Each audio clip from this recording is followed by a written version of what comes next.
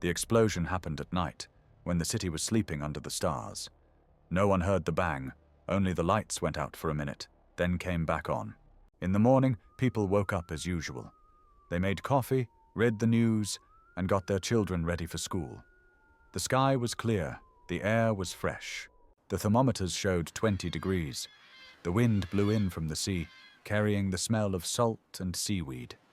The day promised to be pleasant.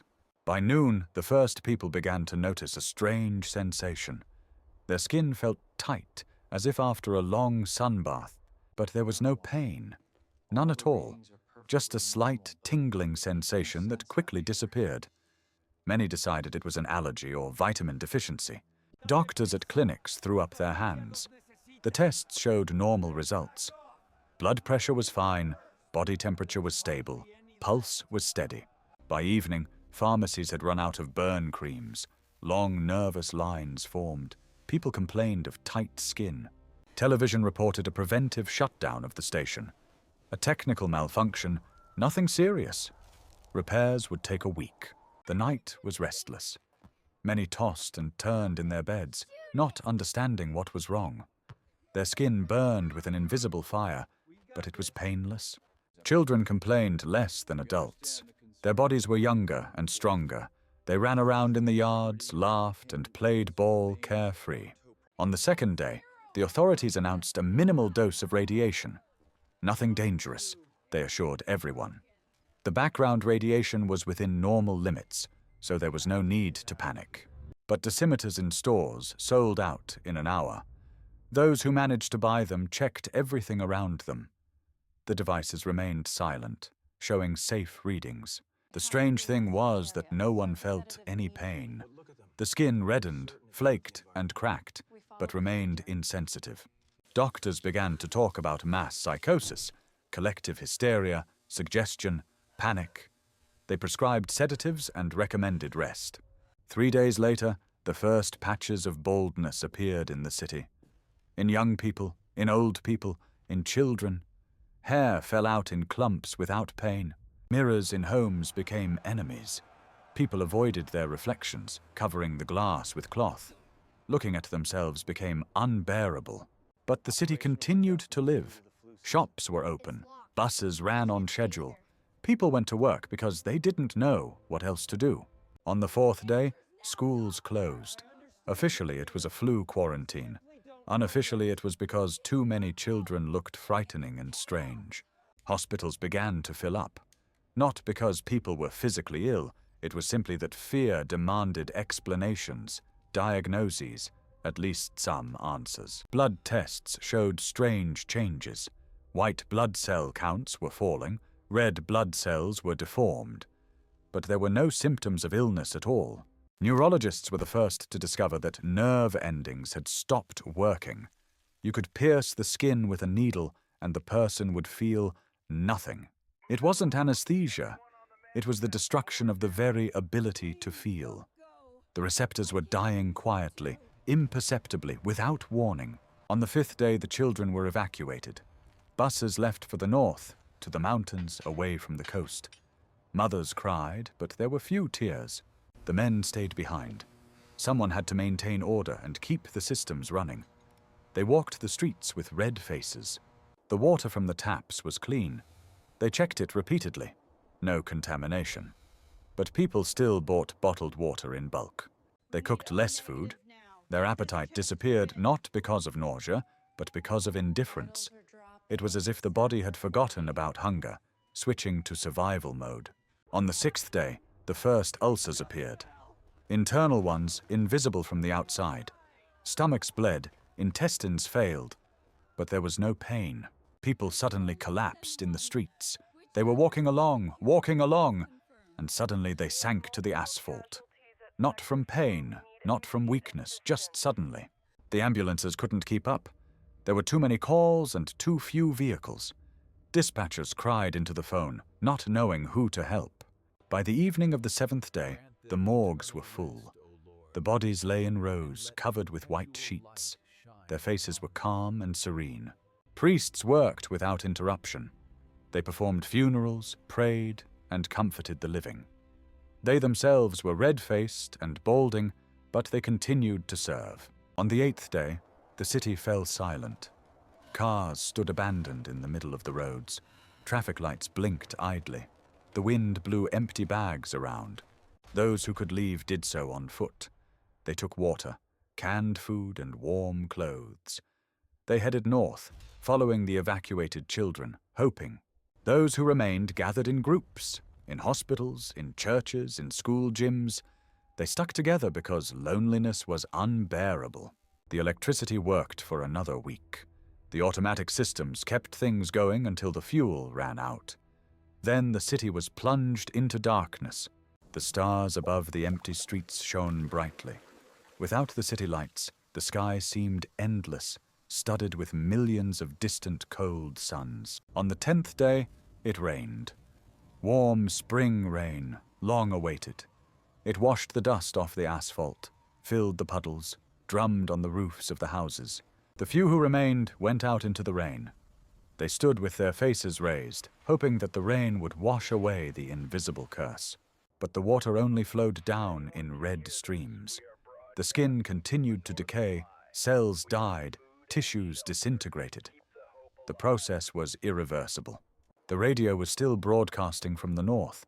They talked about help, about refugee camps, about doctors and medicines, but the waves were weak and interfered. On the 15th day, the city was completely deserted.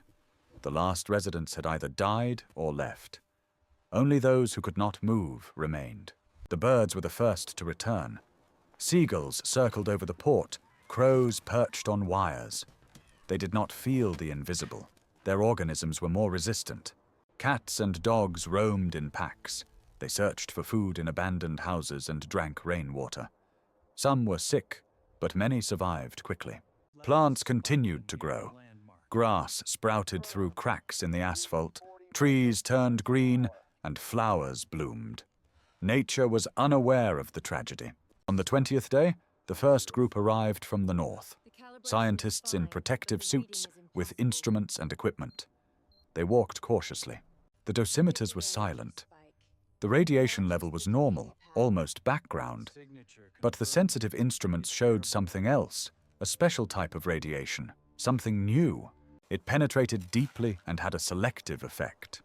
The nervous system was the first to be destroyed, blocking pain. Then it was the turn of the organs.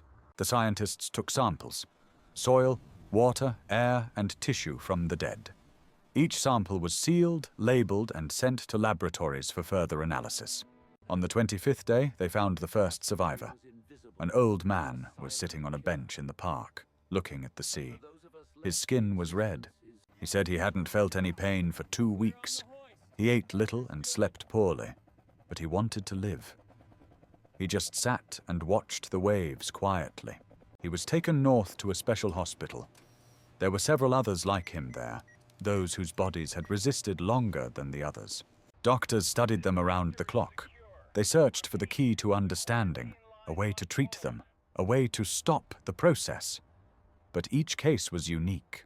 On the 30th day, the city was cordoned off. The military set up checkpoints on all roads and patrolled the streets. No one was allowed to enter freely. Journalists filmed reports from a distance. They showed empty squares, abandoned houses, cars with open doors. The world watched in horror. The government remained silent about the reasons. They spoke of an accident, a technical malfunction, a chain of events, but the documents were classified forever. Experts argued on the air. Some blamed outdated equipment, others blamed staff negligence, and still others blamed sabotage. The truth was lost somewhere. On the 40th day, they began to build a wall. A concrete wall, high, with barbed wire on top. It was supposed to separate the zone from the clean land. The workers labored in 4-hour shifts. They couldn't stand it any longer in their protective suits. The heat inside, the weight, the limited visibility. The wall grew slowly but steadily. Kilometer by kilometer, it surrounded the city, turning it into a forbidden zone, a monument to a mistake. On the 50th day, the last of the survivors died. The old man from the park lived longer than anyone else, but even his body couldn't take it. He died in his sleep. Doctors recorded everything they managed to learn. Their research formed the basis for new protocols, methods, and protection systems. Science learned from its mistakes. The children evacuated to the mountains recovered slowly. Their nervous systems recovered partially, not completely. They learned to live again. Some remained disabled. They lost their sense of touch forever, unable to feel temperature, pain, or touch. They learned to rely on their sight. Psychologists worked with them for years. They helped them cope with trauma, the loss of their parents, and survivor's guilt. It was a long and difficult process. On the 60th day, the wall was completed. The gates were sealed, and security was tightened. The city inside became a ghost town, a place of no return. Birds flew freely over the wall. They knew no boundaries and understood no prohibitions. They built nests on the roofs of empty houses and raised their young. Vegetation grew rampantly. Without people, nature quickly reclaimed its territory. Ivy entwined the facades, bushes pushed through the windows, trees grew. On the 70th day, scientists announced that the zone would be dangerous for 20 years, maybe 30. Special radiation decays slowly and accumulates. The area around it was evacuated for 50 kilometers. Villages were deserted, farms were abandoned, fields were overgrown with weeds. Life receded far away. But the memory remained. In museums, in books, in films and songs. Every year on the anniversary, candles were lit and the names of the dead were read in silence. On the 80th day, the government created a fund to help the victims. The money went toward medical treatment, rehabilitation, and education for orphaned children. Lawyers filed lawsuits, demanding compensation and punishment for those responsible.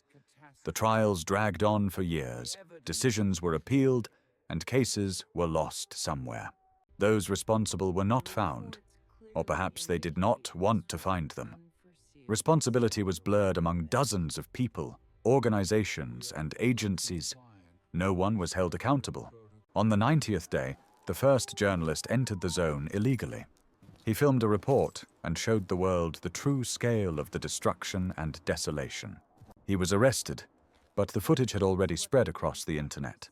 The video shocked the public. Empty streets, overgrown parks, rusty car skeletons. The authorities tightened security. Violators began to be detained at the border and severely fined. But there were daredevils who sneaked in again. On the 100th day, the mother of one of the victims wrote a book. She told the story of her son, his last days, his hopes and fears. Millions read it. They cried over the pages, were angry at the injustice, and asked questions about safety, responsibility, and the price of progress. Activists demanded the closure of all old stations, inspections, modernization, new safety standards. Their voices were heard loud and clear everywhere. On the 110th day, the first mutants were recorded in the zone. Frogs with extra legs, birds with deformed beaks, strange plants. Biologists studied these changes with cautious interest. Some mutations were not viable, while others provided unexpected evolutionary advantages. On the 120th day, people began to think about the future. Someday, the zone would become safe. What would happen to the city then? Would it be rebuilt or demolished? Architects proposed projects: a memorial park, an open-air museum, an educational center. Each idea found different supporters. On the 130th day, scientists made a breakthrough. They developed a drug capable of protecting the nervous system from specific dangerous radiation. The drug was tested, approved, and mass production began. Now station workers received it as a preventive measure. It was a small victory. On the 140th day, the evacuated children began to return to normal life. They studied in regular schools and made new friends. Some became doctors, wanting to help others. Some chose physics, seeking to understand the causes. Some became psychologists, writers, artists. The trauma remained with them forever, but it did not break them completely. They learned to live with the pain, to turn it into creative power. On the 150th day, years after the tragedy, they began to paint the wall. Artists from all over the world came to leave their mark of remembrance. The faces of the victims, quotes, and symbols appeared there. The wall turned into a gallery, a place of pilgrimage, a reminder of the price of human error. People came and placed their palms on the cold concrete. They left flowers at the foot of the wall, whispered prayers, cried, and said goodbye to the past forever. Inside the city, grass and trees slowly grew over everything.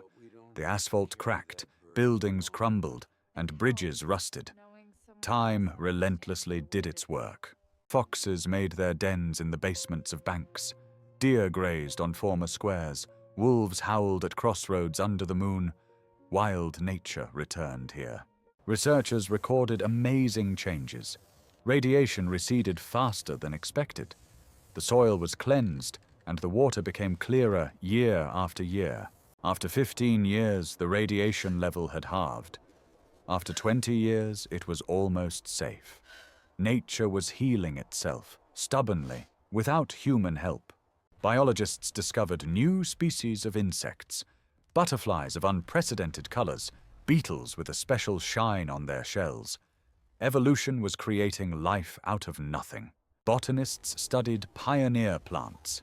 Those that were the first to colonize the contaminated land adapted and learned to safely accumulate radionuclides inside themselves. Ecologists called the zone a unique laboratory. Here, nature demonstrated its incredible ability to recover, adapt, and revive after disasters. Students wrote dissertations about the ghost town. Sociologists, psychologists, historians, ecologists, everyone found material for important research here. Tourists dreamed of getting inside. Extreme sports enthusiasts entered illegally, risking fines and their health. They shot videos and posted forbidden footage online. The authorities discussed the possibility of partially opening the area, organizing safe excursions, controlled routes, turning tragedy into a lesson for future generations. Opponents objected sharply. "This is a place of death," they said. "It cannot be turned into an attraction. Memory is sacred. It can never be monetized." The debate went on for years. Society was split. Some wanted to remember, others wanted to forget. Others wanted to learn from it and move on. 25 years later, the first group of scientists was allowed inside without protective suits. They spent a week there and took hundreds of air samples. The results surprised everyone. The radiation was minimal, almost background level. The zone became safe faster than all the predictions and calculations of renowned scientists. 30 years later, some of the restrictions were lifted. Controlled visits for a few hours were allowed. People went to see the city where time had stopped. Former residents returned, looking for their homes. Some cried, some were silent, some smiled through their tears. Their lives had been spent here. Their childhoods had been spent here. They walked through the overgrown streets, peering into the ruined apartments. They found old photographs, toys, books. They touched the past gently with their hands. Some wanted to stay, to live here again, rebuild their homes, and bring life back to the city. But the authorities were adamant. It was still a dangerous zone. The disputes resumed with renewed vigor. People demanded the right to return. This was their land, their homes, their history. No one could take that away from them forever. 35 years later, the first settlers were allowed to return. The elderly, those who had nothing to lose.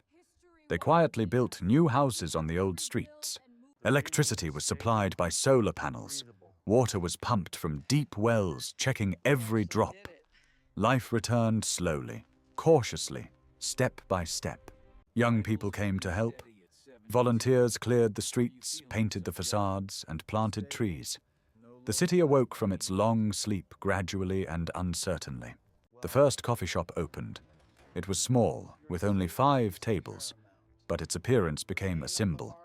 Life was triumphing over death, and the present was growing out of the past again. Artists came to paint. Musicians gave open-air concerts.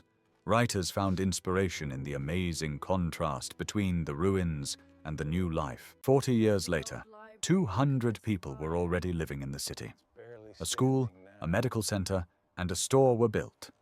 Bus service connected the area with the mainland on a regular basis. Children played in the squares where grass once grew waist-high. Their laughter sounded strange in a city that remembered silence, but it was the most beautiful sound. A memorial museum was created. Photographs, documents, and personal belongings of the victims were collected. Tours were conducted with care, telling the story without embellishment or lies to all who wished to hear it. Every visitor left in silence. Something changed inside them after coming into contact with the tragedy. People began to appreciate life more keenly and deeply. The old station stood mothballed and sealed. It was turned into a memorial. A plaque at the entrance listed the names of the victims in a long, mournful list. People came there on the anniversary. They lit candles, read poems, and sang songs. The memory lived on, passed down from fathers to children, never to be forgotten. Scientists continued their research. They published articles about the phenomenon of recovery, the unique ecosystem, and the power of nature. The zone became an open laboratory of the world. 50 years later, the city was declared completely safe. Restrictions were lifted. People could come, live, and work freely without special permits. The population grew to 1,000. Eco-friendly factories, organic farms, and research centers opened. The city became a unique example of rebirth after disaster. The architecture blended the old and the new. Modern eco-houses made of glass and wood grew harmoniously alongside restored historic buildings. The gardens bloomed profusely. Apple trees, cherry trees, plum trees. The harvest was checked regularly. Everything was clean. The earth was healed, forgiving people for their past mistakes. The rivers were once again filled with fish, the forests with animals, the sky with birds. Nature and man found a new balance based on mutual respect and caution. Young people came to learn from the experience of the past. Here, they understood the value of safety, the importance of responsibility, and the fragility of life. Here, they always remembered, and remembered sharply. Veteran rescuers gave lectures. They talked about the early days, about how they worked without protection, not knowing the scale of the disaster. Many of them later became seriously ill. They were honored as heroes. Monuments stood in the squares. Their names were known to children. They gave their health so that others could live. Their sacrifice was never forgotten. The city became a symbol of tragedy and rebirth, of mistakes and forgiveness, of death and life. People came here from all over the world to learn and remember forever. Dozens of documentaries were made. Hundreds of books were written. Each story is unique. Each fate is worthy of deep and sincere memory and respect. Poets composed poems about the invisible heat. Composers wrote symphonies about the silence of the dead city. Artists painted the contrast between ruins and flowers endlessly. Theaters staged requiem performances. Actors performed without words, only with movement, light, and music. The audience cried, unashamed of their open tears. 60 years later, the last participant in the events died. An old man who once fled north as a boy. He lived a long life, returned, and built a house here. With his death, the era of living witnesses came to an end. Now history was preserved in records, museums, and the stories of descendants. Memory became collective, belonging to everyone and no one in particular. But the city lived on. It breathed, grew, and developed. It had 2,000 inhabitants. Children were born, weddings were held, plans were made. Life triumphed once and for all. The old wall stood as a reminder. It was not demolished on purpose. Let it stand, people said. Let it remember. Let it tell those who come after us forever. The graffiti on it was renewed every year. New generations of artists added their messages. The wall grew upward with meanings, layers of paint, hopes, and the pain of humanity. 70 years later, the first International Symposium on Security was held. Scientists, politicians, and activists from all over the planet gathered here. They talked, argued and learned together.